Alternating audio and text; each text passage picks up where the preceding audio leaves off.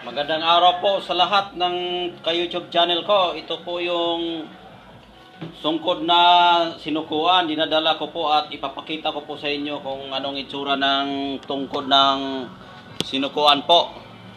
Ito po yung itsura ng sungkod na sinukuan po. May cross po dito sa gitna. Ito po yung cross niya sa gitna. Ito yung sinukuan po na sungkod.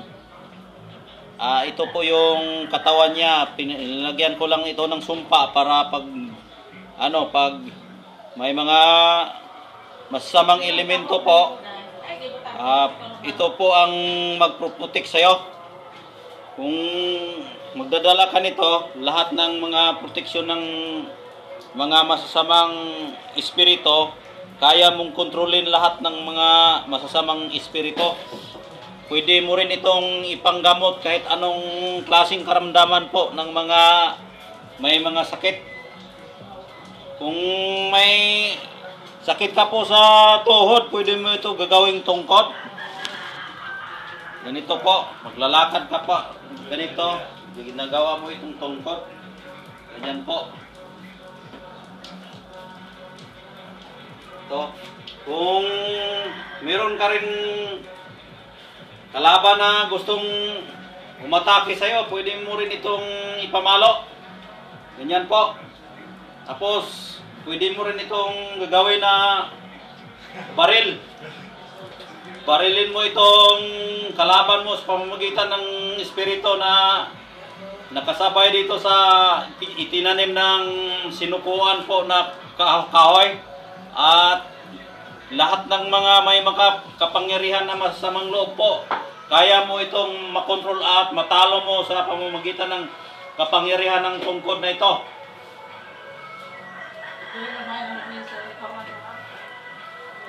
Kaya, kung sino pong interesado na gustong magkakaroon nito, magsasabi lang po kayo sa akin, kaya ko itong kukunin doon sa bundok.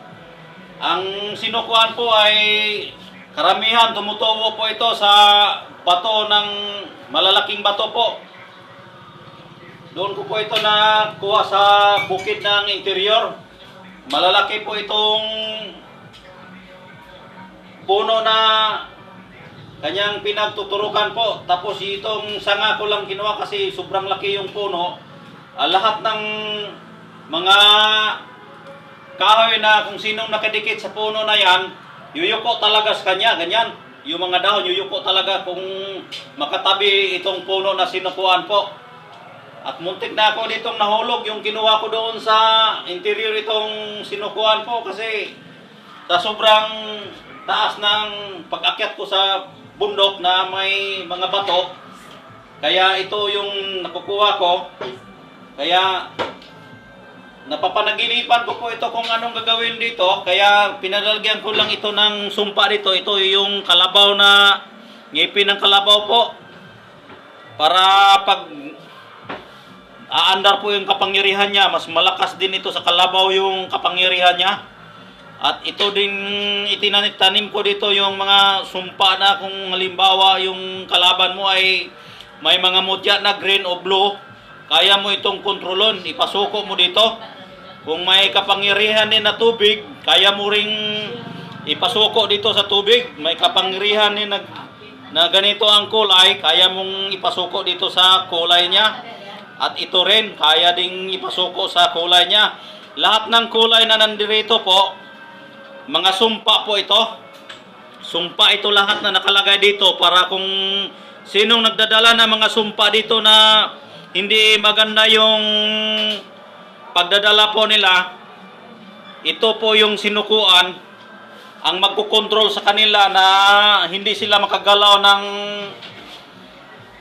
maayos pag hindi nila inayos yung pagdadala nila sa kanilang kapangyarihan po.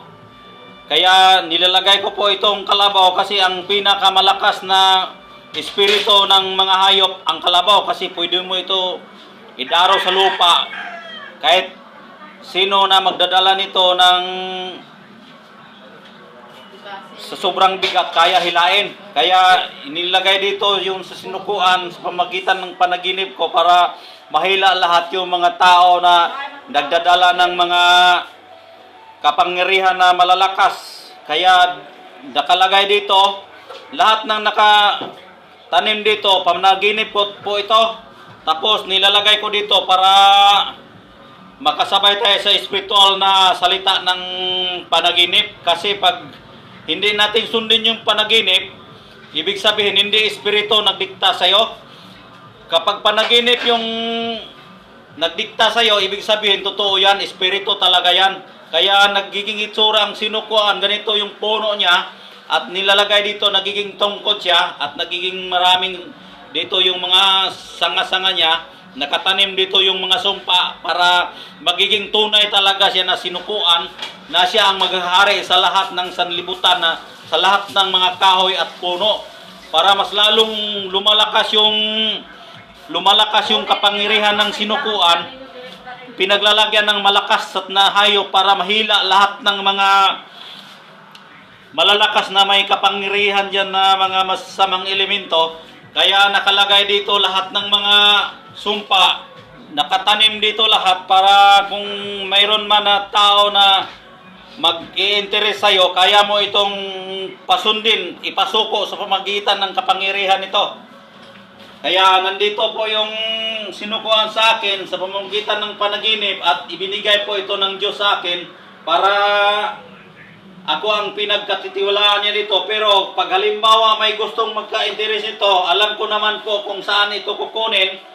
Pwede kayong mag-order sa akin at bibigyan ko po kayo. Ipa-LBC ko lang po sa inyo kung gusto nyo mag-order. Kayo nang bahala kung anong gusto nyo ipatanim dito. Basta yung importante, yung makuha mo yung puno ng sinukuan at malaman mo kung saan yan makuha yung puno ng sinukuan. At pwede ko itong ipapadala sa inyo sa pamamagitan ng LBC at ibibigay ko sa inyo kung anong gustong orderin nyo. Kung gusto nyo ganito rin, pwede natin paglagyan ito para mayroon din kayo ng tungkod ng sinukuan, para magkakaroon rin kayo ng kapangyarihan ng lahat ng mga makapangyarihan sa mga material na bagay ng lahat ng mga puno ng mga kalikasan. Ang sinukuan po talaga ang pinakamalakas na kapangyarihan sa lahat ng mga kahoy po. Kaya tinatawag po siya sinukuan. Kasi lahat ng mga may kapangyarihan susuko talaga dito. Kaya itong ginawa ko, hindi ito basta-basta ginawa ko lang ito. Pamamagitan ito ng panaginip ko, kaya nagiging itsura ganito. Ganito yung itsura sa panaginip ko. Kaya sinusunod ko po yung panaginip ko, na kaya nagkaganito na. Pwede ko rin itong dadalhin na maglakad kahit saan-saan kung meron akong gagamutin o meron mga masamang espiritu na gustong magtitil ng buhay ng mga tao. Ito ang gagawin ko sa kanila. Maghingi ako ng permiso sa Panginoon na pagalingin yung tao sa pamamagitan ng salita ng Diyos, at ito yung sinukuan na hinahawakan ko at bigay po ito ng Diyos sa pamamagitan ng panaginip ko. Iganyan ko lang sa ulo ng taong na sapian ng masamang espiritu. Ganyan lang, iganyan lang sa ulo. Ito yung ulo, iganyan ko lang doon sa ulo niya. Tapos magpipray ako sa kanya. After mga 5 minutes o 10 minutes, maayos na yung taon na sapian ng bad spirit po. At ito po yung utos ng Panginoon sa akin at bigay ng Espiritu pamagitan ng aking panaginip po. Kaya sinusunod ko po yung panaginip ko sa pamamagitan ng panaginip ko. Ito po yung nabuo at ipa-share ko po sa inyo at ipakita kung ano talaga ang tunay na kapangyarihan ng kalikasan sa pamamagitan ng Espiritu. At sinusunod mo kung ano yung panaginip mo at ano yung makikita mo sa pamamagitan ng iyong mga mata at diktasyon ng iyong espiritu. Kaya nagkaganito po yung itsura. Marami pa po akong ibibigay sa inyo at makikita nyo po ako sa YouTube channel. Ipapakita ko lahat yung mga panaginip ko at lahat ng mga tuga-tuga na kinakailangan yung makita.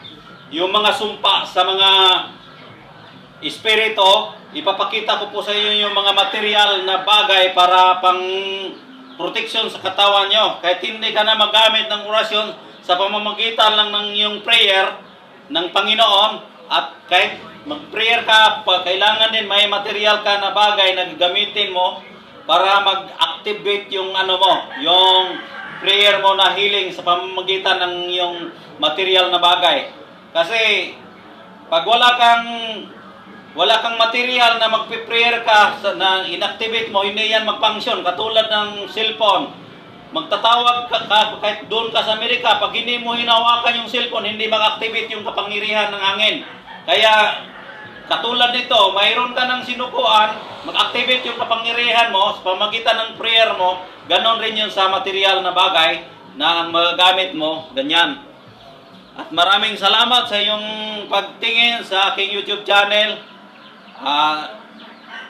Mabuhay kayong lahat na gustong matuto ng espiritu sa pamagitan ng panaginip.